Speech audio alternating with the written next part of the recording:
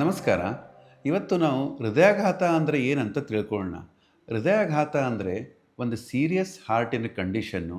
ಹೃದಯಾಘಾತದಲ್ಲಿ ವ್ಯಕ್ತಿಯ ಪ್ರಾಣವನ್ನು ಕೂಡ ಕಳ್ಕೋಬೋದು ವ್ಯಕ್ತಿ.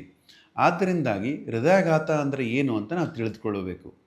ಯಾವಾಗ ಹಾರ್ಟಿನ ಬ್ಲಡ್ ವೆಸಲ್ ಅಥವಾ ಹಾರ್ಟಿನ ಪರಿಧಮನಿಯಲ್ಲಿ ಬ್ಲಾಕೇಜಸ್ ಬರುತ್ತೆ, ಹಾರ್ಟಿನ ಮಾಂಸಖಂಡಕ್ಕೆ ರಕ್ತ ಸಪ್ಲೈ ನಿಂತು ಹೋಗುತ್ತೆ. ನಾವು ಇಲ್ಲಿ ನೋಡಿದರೆ ಇದು ರಕ್ತನಾಳ ನಾರ್ಮಲ್ ಇದೆ, ನಾರ್ಮಲ್ ಆಗಿ ರಕ್ತ ಸಂಚಲನ ಇದೆ. ಈ ಕಡೆ ನೋಡಿದರೆ ರಕ್ತನಾಳ ಪೂರ್ತಿಯಾಗಿ 100% ಬ್ಲಾಕ್ ಆಗಿಬಿಟ್ಟಿದೆ. ಹಾಗಾಗಿ ಹೃದಯದ ಮಾಂಸಖಂಡಕ್ಕೆ ರಕ್ತ ಸಪ್ಲೈ ನಿಂತು ಹೋಗ್ಬಿಡುತ್ತೆ. ಯಾವಾಗ ಹೃದಯದ ಮಾಂಸಖಂಡಕ್ಕೆ ರಕ್ತ ಸಪ್ಲೈ ನಿಂತು ಹೋಗುತ್ತೆ, ಆವಾಗ ಮನುಷ್ಯನಿಗೆ ಎದೆನೋವಾಗುತ್ತೆ, ಉಸಿರಾಟದ ತೊಂದರೆ ಆಗುತ್ತೆ, ಹೆಚ್ಚಾಗಿ ಬೆವರುವಿಕೆ ಆಗುತ್ತೆ. ಈ ಕಂಡೀಷನ್ನಿಗೆ ನಾವು ಹಾರ್ಟ್ ಅಟ್ಯಾಕ್ ಅಂತ ಅಂತೀವಿ ಅಥವಾ ಹೃದಯಾಘಾತ ಅಂತ ಅಂತೀವಿ.